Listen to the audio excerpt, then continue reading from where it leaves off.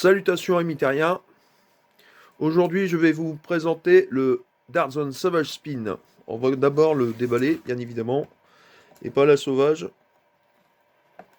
Hop. Hop. Hop. Encore un scotch ici. Un scotch de l'autre côté. C'est quand même une belle taille. Hein. Ah voilà, là on a la notice. Donc ça c'est dans ma petite collection de notices. Voilà. Je vous reprends après avoir enlevé tous les attaches de ce magnifique packaging. Alors, dans le packaging, nous trouverons une notice en américain, mais avec les dessins, c'est facile à s'y retrouver. Un chargeur avec 3 drums de 15 fléchettes, donc en totalité, il y a 45 fléchettes. Les 45 fléchettes fournies, plus le blaster. Faisons un petit tour du blaster. Donc ici, vous avez un rail de personnalisation, un guidon de visée ici. On peut pas dire que ça soit un guidon de visée. C'est plutôt un attache sangle ici, un attache sangle ici. C'est déjà pas si mal. Ah, le cross a la particularité, donc il y a un bouton de chaque côté. Vous appuyez dessus. Et pas très costaud quand même, je trouve. Non, c'est pas costaud du tout. Mais personnellement, moi, je vais faire une impression 3D pour mettre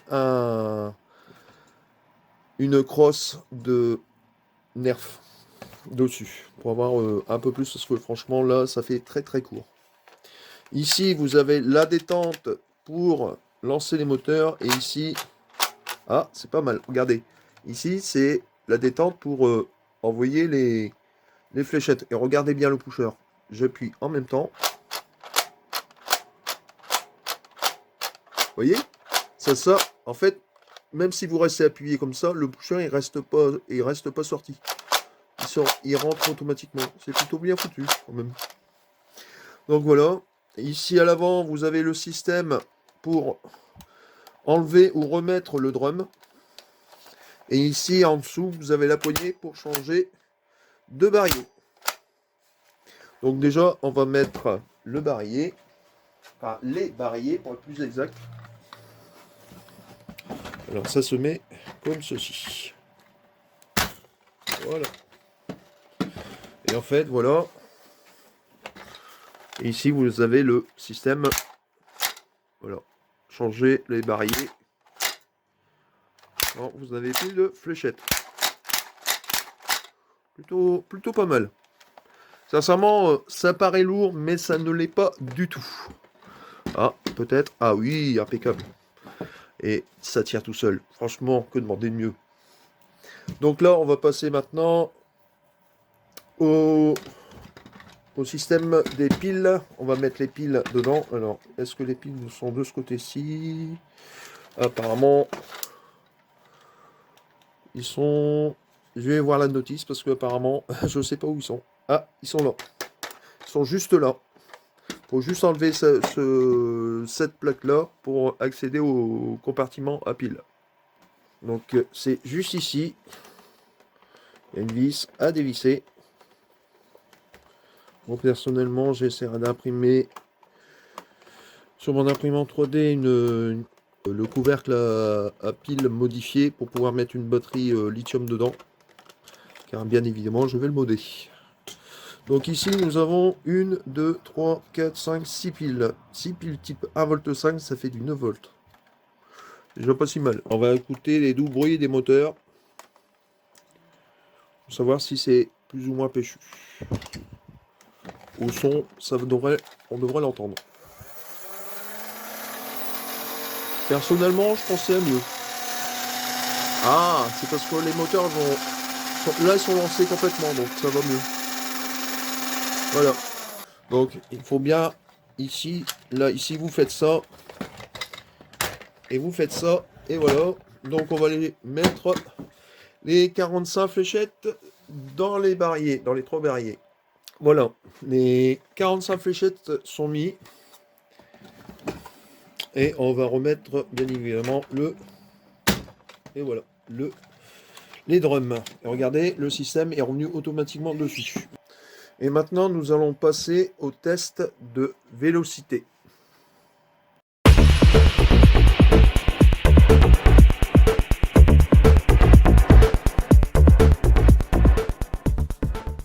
Passons maintenant au test de vélocité.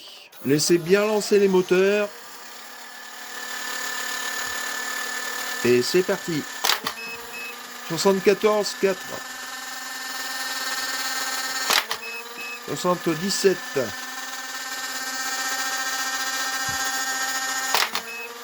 79. 78, 3.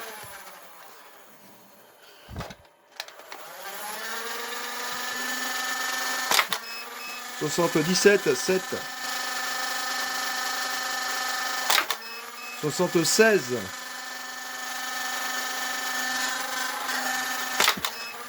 78, presque 80 FPS pour un petit blaster comme ça. 78. 77 FPS. 77,4. 78 FPS. 77, 7. Et 77, 7. Les 15 premiers. Ah, il reste une. 78, 3. En moyenne, entre 70 et maximum 78, 8 pour un petit blaster. Comme ceci, sincèrement, c'est excellent. Voyons un peu qu'est-ce que ça donne en, on va dire, semi-slam, disons en rafale plutôt. Oh, 80,3.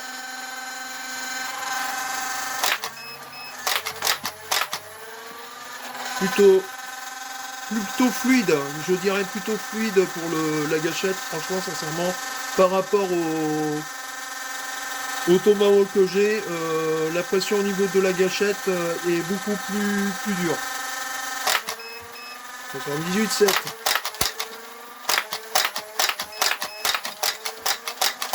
Sincèrement, c'est un excellent blaster.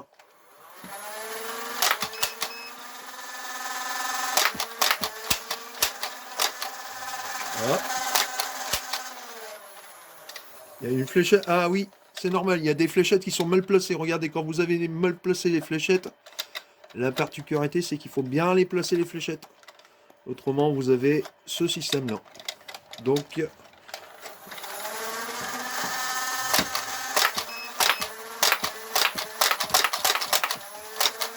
à savoir aussi que si vous voulez faire de l'automatique avec, il faut appuyer plusieurs fois dessus pour pouvoir. Mais n'allez pas trop vite parce que le système a du mal à. Regardez. Vous allez trop vite, le barillet ne bouge plus. Par contre, si vous le faites plus doucement, le barillet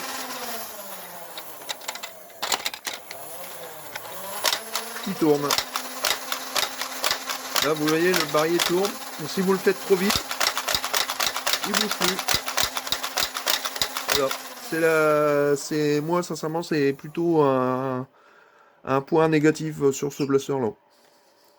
Maintenant, nous allons passer au test de tir sur cible.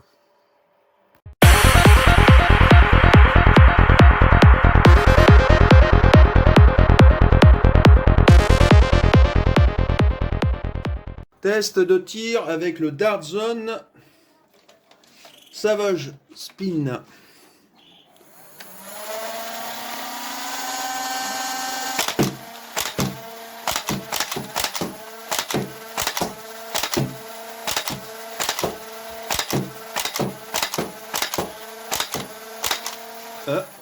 Alors une fois que ça c'est vide, il suffit de hop, hop.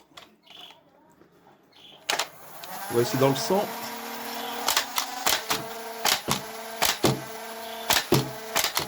Ah, une dans le sang.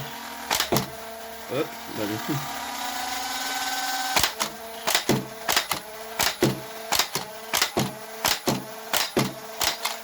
Ma cible est à 6 mètres. Donc ici, il n'y a plus de fléchette. Et on change. Là, on va faire en slam. En pseudo-slam.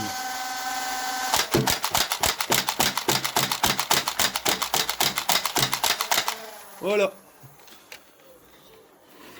C'était le tir du Darzon Savage Spin. On va passer à la conclusion de ce petit blaster.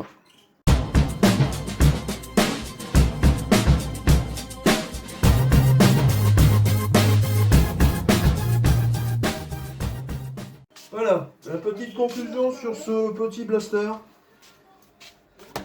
Personnellement, la crosse, c'est pas vraiment ça. La construction de la crosse, pour un adulte comme moi, quand vous voyez que ça fait ça, sincèrement, moi personnellement, sur ce blaster, les points négatifs que je peux dire dessus, c'est déjà, c'est la crosse. Elle est vachement courte. Elle est très très courte.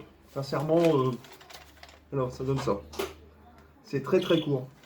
Et la solidité de cette crosse, sincèrement, est à revoir. Voilà. En fait ça, bon.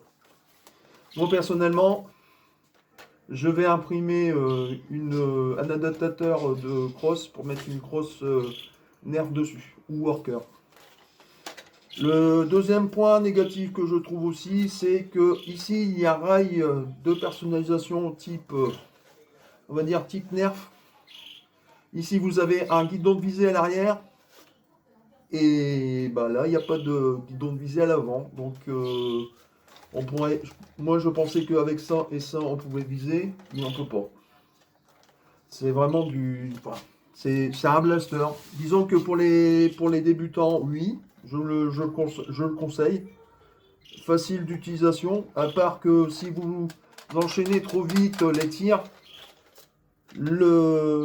les barillet ne tournent pas. Il faut bien prendre son temps avant de laisser les moteurs se lancer et après seulement tirer. Au maximum, quand même, ce petit blaster, on peut aller facilement aux 80 fps. Moi, personnellement, j'ai tiré à l'extérieur. J'ai eu une portée entre 10 et 17 mètres. Pas mal. Et en cloche, maximum que j'ai fait, c'est 20 mètres. Personnellement, moi, je vais le modder. Je ferai certainement un petit retour dessus. Et sincèrement, c'est un blaster. Le blaster, il est pas mal. Esthétiquement, il est pas mal. Mais il y a des petites incohérences. Le rail de personnalisation, ça c'est type, on va dire, standard quasiment comme les nerfs. Guidon de visée à l'arrière, mais pas à l'avant. Crosse ajustable, mais trop courte. Et crosse, sincèrement, solidité de la crosse. Quand vous faites ça, voilà, ça se replie. Faut vraiment. Enfin bref. Au niveau du confort, plutôt agréable la poignée. La gâchette assez réactive des moteurs. Et ici, assez réactive au niveau de la gâchette qui lance les fléchettes. Le seul bémol aussi que je vais vous dire, c'est au niveau ici quand la crosse est repliée. Disons que c'est un petit peu gênant quand vous avez voilà, la crosse qui est repliée. Alors moi, personnellement, la crosse, je ne vais pas m'en servir du fait que je vais l'enlever et mettre une impression 3D pour faire une adaptation, on va dire, pour mettre des crosses nerf ou worker. Parce que franchement, elle fait au grand maximum, elle fait 6 à 7 cm. Sincèrement, la crosse, elle est très très courte, on peut pas l'allonger plus. Moi, c'est ce que je trouve ça dommage d'avoir fait un beau blaster comme ça et faire une crosse aussi courte. Pour les enfants, ça va le faire, mais pour des jeunes adultes ou des adultes comme moi, sincèrement, la crosse, c'est pas ça. Mais, sincèrement, c'est un bon blaster quand même. Vous avez quand même des performances entre 77 et maximum 80 fps. Franchement, que demander de mieux? Avec le blaster, vous avez 40 fléchettes waffle dart. Franchement, les waffle dart, c'est vraiment les fléchettes les plus précises. Bon, bah sur ce, c'était ma petite revue du Dart Zone Savage Spin. N'oubliez pas de vous abonner, de liker et de partager la vidéo. Et n'oubliez pas la petite cloche de notification pour ne rien rater de mes nouvelles vidéos. Sur ce, salutations amis terriens et à la prochaine.